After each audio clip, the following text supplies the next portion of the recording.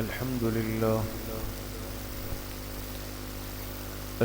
لله نحمده ونستعينه ونستغفره ونؤمن به ونتوكل عليه ونعوذ بالله من شرور أنفسنا ومن سيئات أعمالنا من يهده الله فلا مضل له ومن يضلل فلا هادي له ونشهد أن لا إله إلا الله وحده لا شريك له ونشهد أن سيدنا وسندنا ونبينا ومولانا محمدا عبده ورسوله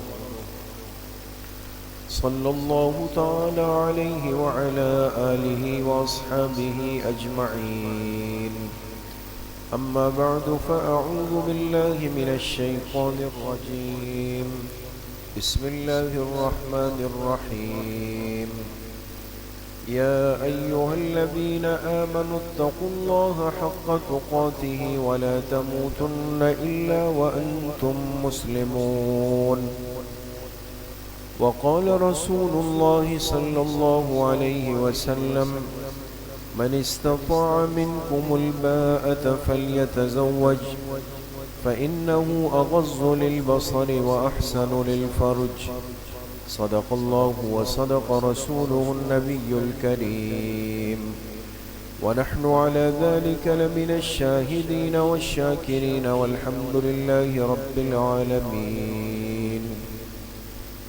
درود شریف پڑھ لیں.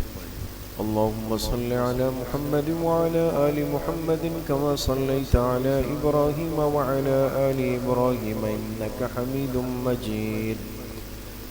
اللهم بارك على محمد وعلى آل محمد كما باركت على إبراهيم وعلى آل إبراهيم إنك حميد مجيد.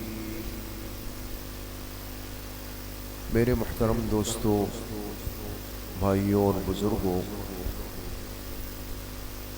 اس امت کے لیے زندگی کے ہر معاملے میں جناب نبی کریم صلی اللہ علیہ وسلم کی ذات اقدس ہی نمونہ ہے اور اسوہ حسنہ ہے. جو کام اللہ کے پاک پیغمبر علیہ السلام نے جس انداز سے فرمایا یا جس طریقے سے اس کو کرنے کا حکم دیا، یا صحابہ اکرام رضوان اللہ علیہم اجمعین کو کوئی کام کرتے ہوئے دیکھ کر اس پر رضامندی یا سکوت اختیار فرمایا، خاموشی، وہ ساری چیزیں امت کے لیے اسوہ حسنہ ہے، یعنی ایک نمونہ ہے، ایک مثال ہے اور ایک آئیڈیل ہے. چاہے وہ ہماری زندگی کا کوئی بھی معاملہ ہو، لیکن ہم اپنے ذہن سے، اپنے علم سے، اپنی سوچ سے اپنے لیے کوئی معیار طے نہیں کر سکتے. تو بات چل رہی تھی کہ اللہ پاک نے انسانی فطرت کے اندر انسان کی نسل کی بقا کے لیے اور انسان کی نسل کو چلانے کے لیے جو راستہ رکھا وہ نکاح کا راستہ ہے. نکاح فطرت انسانی ہے، اور جو انسان فطرت کے تقاضے کے خلاف چلتا ہے یا اس کو ترک کرتا ہے نقصان ہوتا ہے. اب نکاح کرنے کا سنت طریقہ کیا ہونا چاہیے؟ نکاح کے بعد کی زندگی کیا ہونی چاہیے؟ نکاح کرنے کے لیے جب رشتے کا انتخاب کرنا پڑے تو اس کا طریقہ کیا ہونا چاہیے؟ جب نکاح ہو جائے، زندگی کا آغاز ہو جائے، نئی زندگی شروع ہو جائے، آگے کی زندگی میں اونچ نیچ اگر پیش آئے تو اس کو حل کرنے کا طریقہ کیا ہے. یہ سب چیزیں اسوہ حسنہ ہیں. یعنی ہمیں حضور علیہ الصلوۃ والسلام کی مبارک زندگی سے سب باتیں ملتی، اس لیے کہ آپ نے خود بھی نکاح فرمائے، آپ نے اپنی بچیوں کے بھی نکاح فرمائے. اب آپ کے سامنے ایک مثال اور نمونہ ہے، آپ سیکھ سکتے ہیں اور ہم سیکھ سکتے ہیں اور دوسرے کو سمجھا سکتے ہیں. حضرت عیسیٰ علیہ الصلوۃ والسلام جب آسمانوں پر زندہ اٹھائے گئے زمین سے، تو اس وقت تک حضرت عیسیٰ علیہ الصلوۃ والسلام کا نکاح ہوا ہی نہیں تھا. تو گویا آج عیسائی دنیا، آج ہماری کرسچن برادری نکاح کے باب میں اپنے پاس کوئی نمونہ، کوئی اسوہ حسنہ، کوئی آئیڈیل، کوئی ترتیب، کوئی سمت رکھتی ہی نہیں. وہ کس چیز کو بنائے گی جبکہ ان کے پیغمبر کا آسمان پہ زندہ اٹھنے جانے سے پہلے نکاح ہی نہیں ہوا. اور یہ چونکہ زندہ امت ہے جو قیامت تک چلے گی، ہمارے پاس موجود ہے. حضور نے خود بھی نکاح فرمائے، بچیوں کے نکاح بھی فرمائے، صحابہ کے نکاح بھی فرمائے. یہ سب چیزیں ہمارے سامنے موجود. دوسری بات آپ حضرات کے سامنے آئی کہ یہ اس زندگی کا آسان عمل ہے جسے ہم اپنے رسم و رواج یا شرائط کی وجہ سے مشکل بنا دیتے ہیں. مشکل نہیں ہے.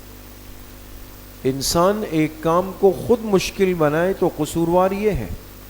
نکاح تو آسان ہے. کتنا آسان ہے آپ حضرات نے پچھلی مجلس میں سنا کہ نکاح کے لیے جو بنیادی شرائط اور فرائض ہیں وہ کتنی چیزیں؟ وہ 2 چیزیں. ایک ایجاب و قبول ہے، دوسرا 2 گواہوں کی مجلس میں موجودگی ہے. بس شوہر بیوی دلہا دلہن ایجاب و قبول کر لیں آپس کی رضامندی سے، اور اس ایجاب و قبول پر 2 عاقل بالغ مسلمان گواہ بن جائے، نکاح ہو جائے گا. اب اس میں کتنے پیسے خرچ ہوئے، کتنے دن لگے، کیا کچھ کرنا پڑا؟ کچھ بھی نہیں. ایک بات. دوسری بات، شریعت ایک تقاضا رکھتی ہے جس کو ہم کف کہتے ہیں. کف، کاف، فا اور واو. کف. کف کے معنی آتے ہیں جوڑ کے اور برابری کے. یہ بات غور سے سمجھنے کی ہے دوست. شریعت تقاضا کرتی ہے کہ جب آپ اپنی بچی کا نکاح کرنے لگے، بچی کا، تو ماں باپ جو اولیاء ہے، جو ذمہ دار ہے، جو بڑے ہیں، وہ کوشش کرے کہ کف کو تلاش کر لے. کف یعنی جوڑ اور برابری کو. اب جوڑ اور برابری کے اندر کیا چیزیں ہیں؟ اس میں خاندانی حیثیت بھی ہے، نسبی حیثیت بھی ہے، اور مال و اسباب کی حیثیت بھی ہے، پیشے کی حیثیت بھی ہے. دماغ کو حاضر رکھیے گا دوست. نسبی حیثیت بھی ہے اس کے اندر، خاندانی حیثیت بھی ہے اس کے اندر، مال و اسباب کی حیثیت بھی ہے اس کے اندر، اور پیشے کی حیثیت بھی ہے اس کے اندر. یہ تقاضا شریعت نے کیوں رکھا؟ اس چیز کو شرط نہیں کہا، فرض نہیں کہا، بنیاد نہیں کہا، لیکن تقاضا رکھا کہ کوشش کریں کہ ماں باپ اپنی بچی اور بچے کے نکاح میں اس کا جوڑ دیکھ لیں. لہٰذا اگر سادات کے سید گھرانے کی بچی ہے، حضور علیہ الصلوۃ والسلام کی آل و اولاد میں سے ہے جنہیں ہم سادات کہتے ہیں، تو چونکہ یہ ایک علوم ہے، ایک شرف ہے، ایک عزت ہے کہ انہیں حضور علیہ الصلوۃ والسلام کی یہ نسبی حیثیت ملی ہے، تو سید بچی کے ماں باپ کوشش کریں کہ اپنی بچی کے لیے جوڑ کا رشتہ اپنے سید نسب میں مل جائے۔ بات سمجھ رہے ہیں دوست؟ کوشش کریں، لیکن اس کے بعد کچھ چیزیں دوستوں اضافی سی ہو گئی۔ سادات اور سید ہونا یہ کسی زبان کا حادثہ نہیں ہے، یہ تو اللہ پاک جہاں خون منتقل کر دیں گے۔ لہٰذا اگر سادات گھرانہ ہے لیکن زبانیں الگ الگ ہیں، ایک اردو بولنے والے سادات ہیں، ایک پنجابی بولنے والے سادات ہیں، ایک طرف پشتو بولنے والے سادات ہیں، ایک طرف سندھی بولنے والے سادات ہیں، آپ بتائیں اس کو کف اور جوڑ کہا جائے گا یا نہیں کہا جائے گا؟ جی کہا جائے گا، اس لیے کہ یہاں ہم صرف سادات کی نسبت کو دیکھیں گے، زبان کو نہیں۔ زبان کچھ بھی ہو سکتی ہے، لیکن اگر شجرہ یہ ثابت کرتا ہے کہ بچے اور بچی دونوں کی جو فیملی ہے، جو کاسٹ ہے، جو نسب ہے، وہ بنو ہاشم ہے، وہ سادات ہیں، یہ جوڑ کا رشتہ ہے دوست۔ ہاں اگر کوئی خرابی اونچ نیچ باہر کے الگ معاملے ہو کہ پتہ چلا کہ بھئی بچے کا ماحول صحیح نہیں ہے، کماتا نہیں ہے، نشے کرتا ہے، پھر مائنس کرنے کی وجہ وہ ہوگی، سادات نہیں ہوگی۔ بات سمجھ میں آ گئی دوست؟ لیکن کوشش کی جائے کہ سادات بچیوں کا نکاح، سادات گھرانوں کا نکاح سادات گھرانوں میں ہو، یہ کوشش ہے۔ لیکن اگر ایک سادات کی بچی کے لیے غیر سادات گھرانے کا رشتہ آیا تو بعض دفعہ ہمارے لوگوں میں یہ مسئلہ ہوتا ہے کہ یہ نکاح ہو ہی نہیں سکتا، حالانکہ ایسا نہیں ہے۔ اگر غیر سادات گھرانے کا لڑکا ہے جو سید نہیں ہے لیکن اس کا ایک خاندانی پس منظر ہے، خاندانی لوگ ہیں، علماء ہے، پاک صاف ہے، دیندار ہے، حلال رزق روزگار سے جڑے ہوئے ہیں، شریف ہے، باادب ہے، یہ وہ ساری صفات اور خوبیاں ہوں گی کہ جس کو پیش نظر رکھ کر کے یہ رشتہ کیا جا سکتا ہے، ہو جائے گا اور بالکل درست ہے، یہ ہو سکتا ہے۔ بعض دفعہ ان مسائل سے ناواقفیت کی وجہ سے ہم بڑے سخت اور عجیب فیصلے کر جاتے ہیں، یہ غلط۔ لیکن شریعت جوڑ کا مطالبہ کیوں کرتی ہے؟ بعض دفعہ لوگ کہتے ہیں یہ تو ایک تکبر والی بات ہو گئی کہ سید سید سے ہو اور فلاں فلاں سے ہو، فلاں فلاں سے ہو، تکبر نہیں ہے۔ دیکھیں زندگی ایک گھر کی چھت کے نیچے گزارنی ہے جس کے اندر گھر گرہستی کو سمجھنا بہت ضروری ہے، گھر کے نظام کو چلانا پڑے گا۔ اب میں آپ سے عرض کروں، ہم کراچی کے ماحول میں رہتے ہیں، ٹھیک ہے نا؟ آپ زیادہ دور نہیں، آپ اندرون سندھ چلے جائیں، آپ سکھر لاڑکانہ چلے جائیں، آپ کو اپنے دسترخوان کے مزاج میں وہاں کے دسترخوان کے مزاج میں فرق نظر آئے گا۔ اور میں آپ کو اس کی ایک چھوٹی سی مثال دوں، یہ آج سے تقریباً 10-12 سال پہلے کی بات ہوگی۔ ہمارے شیخ تھے، شیخ و مرشد حضرت امام اہل سنت حضرت مولانا سرفراز خان صفدر رحمۃ اللہ علیہ، حیات تھے حضرت۔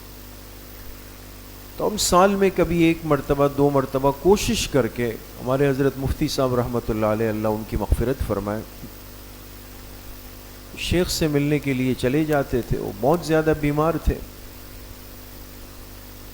ان سب عوارض اور بیماریوں کے باوجود بھی ان کی جو مہمان نوازی، اکرام اور سخاوت کا عالم تھا کہ کوئی مہمان بغیر کھانے کے نہیں جاتا۔ ان کے بیٹے کہتے تھے کہ آپ جائیں گے پھر مصیبت ہماری آتی ہے، پھر حضرت ناراض اور غصہ ہو جاتا، دسترخوان ضروری۔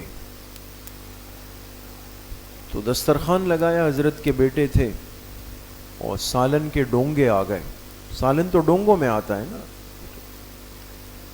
اب ہم جب سالن ڈالیں گے چمچ سے لے کر آپ اپنے لیے، تو کس چیز میں ڈالیں گے دوست؟ پلیٹ میں ڈالیں گے نا. سالن کی پلیٹ ہونی چاہیے. تو یہ جیسے ہمارے ہاں یہ دہی اور رائتے کے پیالے نہیں ہوتے دوستوں، یہ گول گول سے پیالے، وہ انہوں نے ایسے لا کے ایک ایک سامنے رکھ دیا.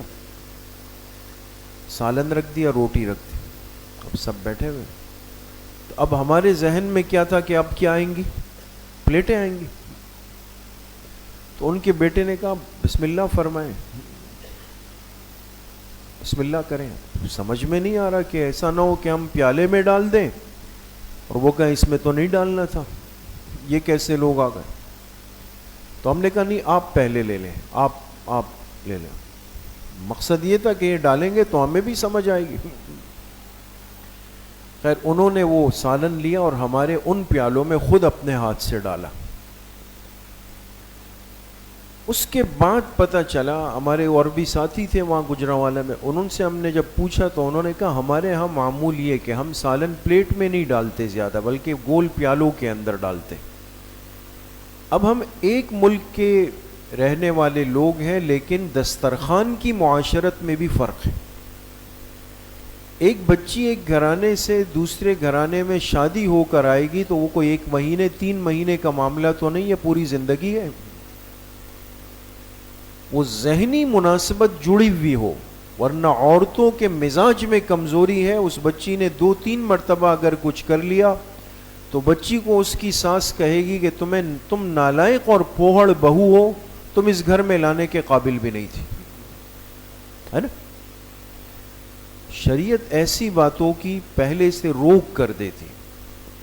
جب ایک مزاج کے، ایک خاندان کے، ایک مناسبت کے لوگ ہوں گے، معاشرت ایک جیسی ہوگی، چلتے رہیں گے. کف کا تقاضا ضرور رکھا کہ ہونا چاہیے، لیکن اگر کف نہیں ملے لیکن کچھ اضافی صفات اور کوالٹیز ہو تو ہم اس کو بنیاد بنا سکتے ہیں. اور میں اس کی مثال دوں آپ کو کہ حضرت ابوبکر صدیق رضی اللہ عنہ حضور علیہ الصلاۃ والسلام کے ساتھ بیٹھے ہوئے تھے. اتنے میں ایک انصاری صحابی آئے جو جولاہے تھے. جولاہا سمجھتے ہیں؟ جو بنائی کا کام کرتے ہیں، کپڑوں کی بنائی کا. اور حضرت ابوبکر صدیق رضی اللہ عنہ تو چھٹے نسب میں جا کے بنو ہاشم سے ملتے ہیں، اور ایک بڑے سرکردہ خاندان کے، تجارتی خاندان کے ایک فرد تھے.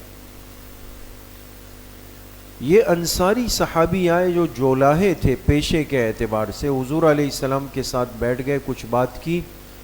آپ علیہ السلام نے فرمایا اس نوجوان کے لیے رشتہ چاہیے.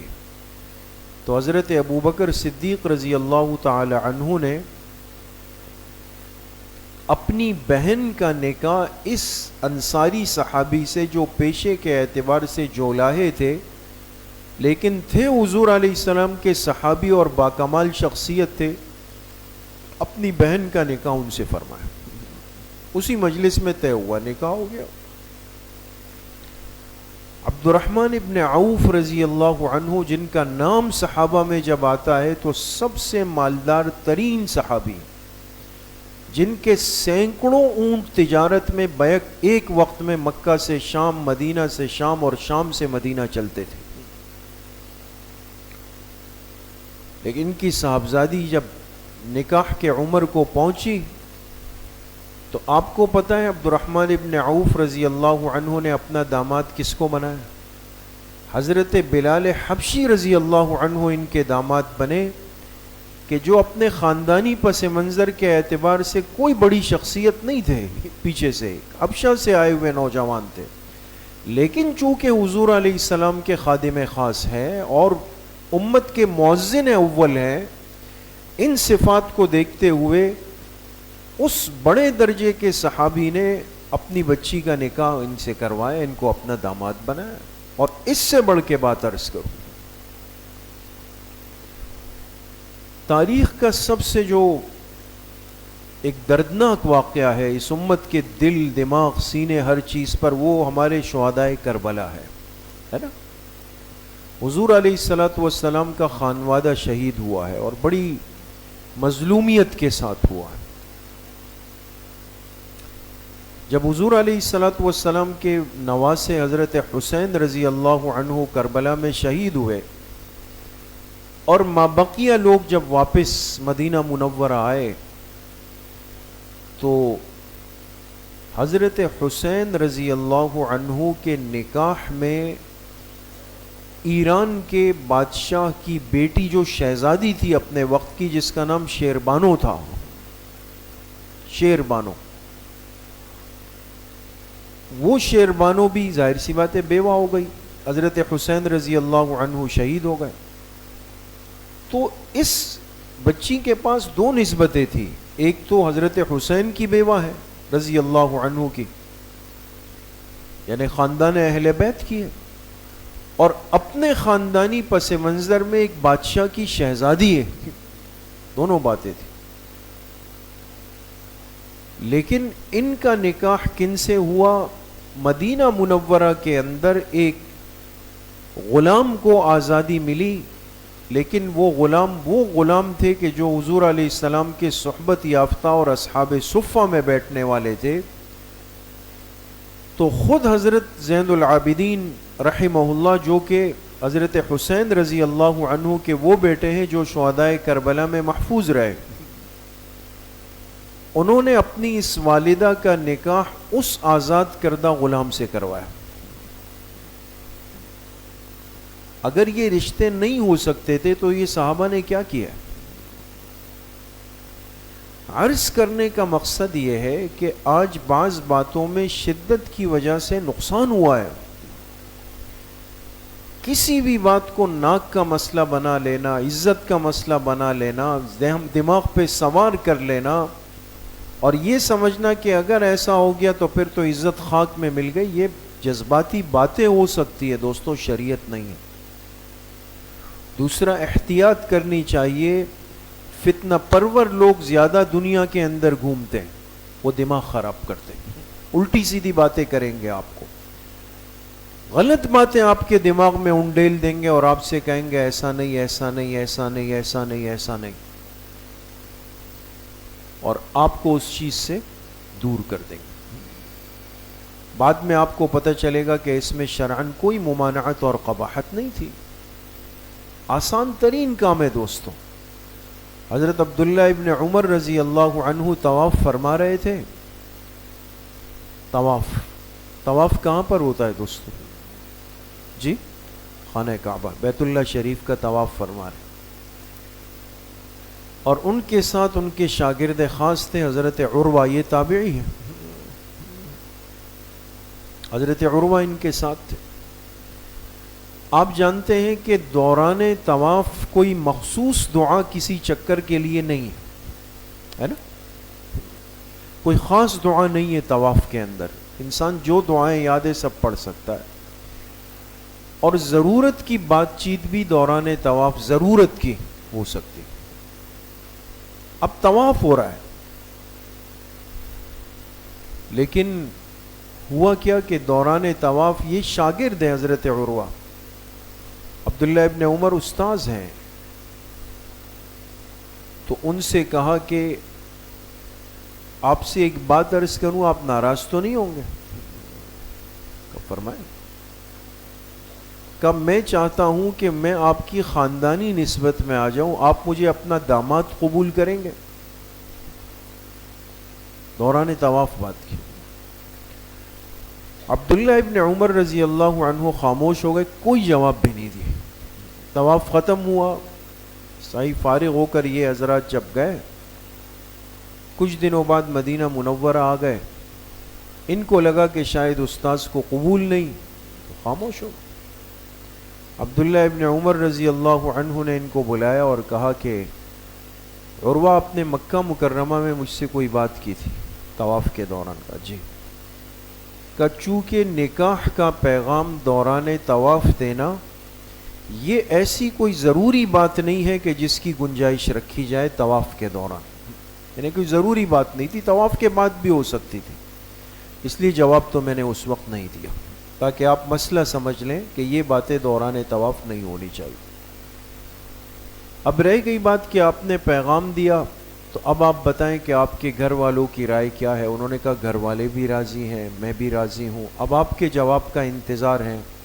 عبداللہ ابن عمر رضی اللہ عنہ عام صحابی نہیں ہیں، کن کے بیٹے ہیں؟ حضرت عمر رضی اللہ عنہ۔ دوران طواف چلتے چلتے ان کے شاگرد نے اپنی دامادی میں، ان کی دامادی میں آنے کی درخواست کی۔ بعد میں انہوں نے کہا آپ راضی؟ جی راضی ہے۔ اپنی بیٹی حضرت سودا رضی اللہ عنہ کا نکاح اسی دن مجلس لگا کر کے حضرت عروہ سے فرما دی۔ یہ اگر لمبا چوڑا کام ہوتا تو دوران طواف یہ درخواستیں ہوتی دوست۔ اور اس سے بڑا ایک عجیب دلچسپ واقعہ معجم طبرانی میں لکھا ہے۔ مشہور صحابی ہے، آپ نے نام سنا ہوگا، حضرت سلمان فارسی رضی اللہ عنہ۔ یہ معمر ہے، طویل العمر ہے۔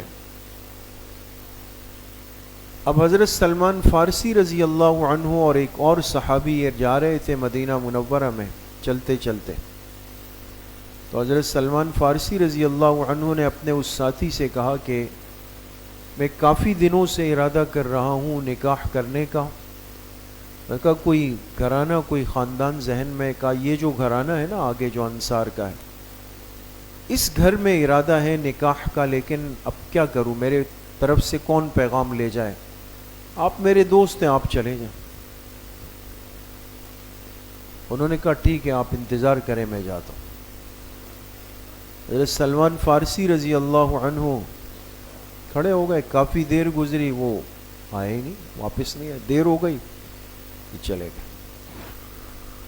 جب شام کو مسجد نبوی کے اندر ملاقات ہوئی تو حضرت سلمان فارسی رضی اللہ عنہ نے کہا کہ بھئی اللہ کے بندے، آپ کو ایک کام سے بھیجا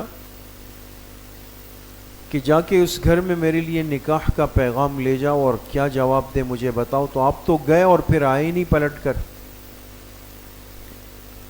انہوں نے کہا کہ میں جب اندر گیا، گھر والوں نے مجھ سے پوچھا آپ کیسے آئے؟ میں نے کہا کہ میں ایک پیغام لے کے آیا ہوں کہ حضرت سلمان فارسی نے مجھے بھیجا ہے آپ کی بچی سے نکاح کرنے کا۔ انہوں نے کہا ہم مشورہ کرتے ہیں۔ تھوڑی دیر گھر والوں نے مشورہ کیا، پھر میرے پاس آئے اور مجھے کہا کہ سلمان اچھے آدمی ہے، لیکن وہ معمر ہے۔ معمر سمجھتے ہیں نا دوستو؟ معمر جوان کو کہتے ہیں، بڑھاپے والے، اس کی عمر زیادہ۔ سلمان معمر ہے، باقی وہ اچھے انسان ہیں، البتہ آپ نوجوان ہیں۔ اب جو پیغام لے کے گئے، آپ نوجوان ہیں، اگر آپ یہ پیغام اپنی طرف سے دے تو ہم گھر والے آپ کو دینے کے لیے تیار ہیں، آپ بتائیں۔ تو حضرت سلمان فارسی نے پوچھا پھر آپ نے کیا کیا؟ کہا میں نے اپنا پیغام ڈال دیا، میرا نکاح ہو گیا، میں نکاح کر کے آیا ہوں۔ اب یہ بات تو اپنی جگہ پر، لیکن جو حاصل سبق اور حاصل کلام بات ہے وہ یہ ہے کہ یہ عمل اس امت کے ابتدائی طبقے کے اندر اتنا آسان اور سہولت والا تھا کہ جس کے لیے کوئی تکلف، کوئی پریشانی، کوئی بوجھ، کوئی مال، کچھ بھی نہیں خرچ کرنا ہے۔ انکار کرنا بھی مشکل نہیں، اقرار کرنا بھی مشکل نہیں، نہ دینے کا کہنا بھی مشکل نہیں اور دینا بھی مشکل نہیں۔ اسی مجلس میں اس کو تبدیل کر کے دوسرے کو دامادی کے لیے آفر دینا کہ اگر آپ آنا چاہیں تو ہم آپ کو دینے کے لیے تیار ہیں۔ ایسا ماحول دیا آپ علیہ الصلوۃ والسلام نے، یہ ساری آسانیاں امت کے اندر موجود تھیں۔ آج یہ چیزیں ایک مشکلات کی شکل اختیار کر گئی اور ہم نے ان چیزوں میں اپنی طرف سے شرائط اور پابندیاں اور باتیں لگا دی ہیں، اور بعض دفعہ اس پر شریعت کا سٹیکر چپکا دیتے ہیں کہ بھئی یہ دیکھو کتنی خلاف شریعت بات ہو گئی۔ تو ایسا نہیں ہوتا۔ اس لیے میرے عزیزو دوستو بزرگوں، آج بہت سارے فتنوں اور گناہوں سے بچنے کا آسان اور واحد حل وہ نکاح کو آسانی کے ساتھ بروقت کر دینا ہے کہ اپنے بچوں کے لیے بچیوں کے لیے جوڑ کا مناسب رشتہ ہے، آپ تسلی کر لیں، استخارہ استشارہ کر لیں اور مطمئن ہو جائے، جی بسم اللہ کر اس معاملے کو آگے بڑھائیں، تاکہ نئی زندگی کا آغاز جب کریں تو عقل و بلوغ کے ساتھ ہی شروع کر چکے ہوں. اس میں 8-10 سال آپ کھینچیں گے، اتنے گناہوں کی زندگی میں وہ وقت گزر جائے گا. اللہ پاک مجھے بھی آپ سب کو صحیح عمل کی توفیق نصیب فرمائے. الحمدللہ رب العالمین والصلاة والسلام علی سیدنا